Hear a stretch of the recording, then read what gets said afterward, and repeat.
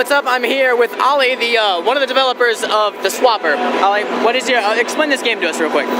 It's a very hard game to explain actually, because it's a puzzle platformer with art made out of clay, and it's very exploration-based ambient game with complex puzzles. And that sounds kind of generic, so you really have to see the game in action to actually understand how it works.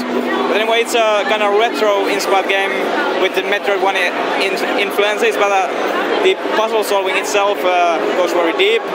So it's not really a Metroidvania game after all. It's more about solving puzzles, and the puzzle mechanics themselves are about cloning yourself and swapping your mind between different bodies. So there's always one body who is you, and all the other bodies are just like disposable, and you can do whatever you want with them. Okay. And as I said, the game is very atmospheric, and we are aiming to make it feel like you're actually exploring this place, so there are no cutscenes and no loading screens or anything. How did you choose the art style for this game? It was actually a very long way to get there.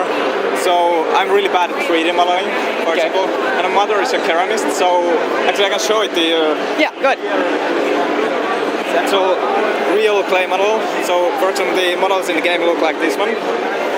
So we put this to the game and then use some dynamic lighting tricks to actually make them look like real things. Okay. But anyway. Do you mind taking us through a demo real quick? Sure. Awesome. Good. So the beginning is kind of setting up the scene.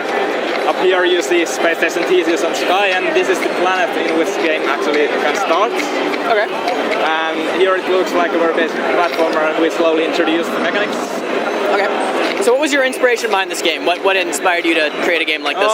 Yeah, it was actually inspired by a book and some other things.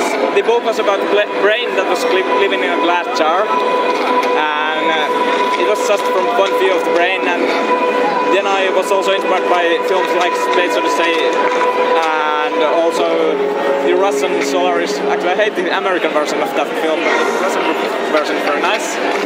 So also that one, and lots of different sci-fi things. Okay. Also, so what'd you just do there? You just captured a guy in your gun and teleported him to the puzzle? Oh. Yeah, so... Yeah, what is that just spawning? Clones? Okay. So basically, clones replicate everything you do. So for example, if I jump, clones also jump. Okay. And there can be 4 clones at the same time. This is actually the first puzzle to introduce that thing. So we have 4 switches and we have to push them all down. Okay. There's also the in-game map. Gotcha. And will you be doubling back to find items and new things, or is it more linear? It gets less linear as you progress in the game, but the first third is quite linear. It's okay. Like in Super Metroid, for example. A Metroidvania style game then? Yeah. Okay. Oh, so it doesn't matter which one of you gets through the door, as long as... Actually, that's really cool. Yeah, actually it matters because now it's me here, and after I swap to this guy, it's now this one who is me. Alright. So for example, I can just create clone up here, and like this, and it doesn't matter. Gotcha. So there's an unlimited number of clones that you create? Yeah, it's 4 clones at the same time, and also there are some light-based mechanics because we have this dynamic lighting here. Okay. So we put a clone here, but I can't swap through its red light. Okay. So I first have to switch it off somehow, so now it's possible to go here. Alright. How long about will the game take on the final build, if you have any idea? I think it depends on player because it's a puzzle game, of course. Right. But from 5 to 8 hours would be a pretty good estimate. Okay.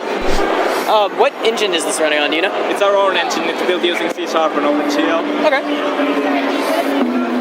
Have you all made any other games before, or is this your first big project? It's my first big project, yeah. Nice. But I've done games since I was probably 7 years old. Nice, that's really cool. But I started doing things on paper because I couldn't program or something. Then I stopped for many years. Okay. So I love the sound in this game. Like the atmosphere sounds great. The crunch of the bodies is just, it's very like tingeing, but it's good. I like it. Thanks. Yeah, there's lots of dynamic audio, so the music changes as you change things in the game world. Okay. How many different environment types are there in the game? Tons of. I can't really count because the game is unfinished. Gotcha. Basically, we have the first third of the game decorated, and other parts are just very crappy-looking prototype stuff. But anyway, we are gonna have at least 20 different art styles, I guess. Okay. What platforms is it coming out for? It's coming for PC and Mac in the beginning. I don't know about any other platforms at the moment. Okay. But that's probably... Yeah, it seems like the controllers are more suited to a mouse and keyboard, the way you place characters like that. We have actually tried it using a gamepad. It works pretty well. Okay. So is there gamepad support? There is no support yet, but it could be coming someday. Yeah. Okay. All right, we'll let you go here. Thanks so much, Olli, right? Yeah. All right, thank you. Yeah, it's nice talking to you. Nice to meet you.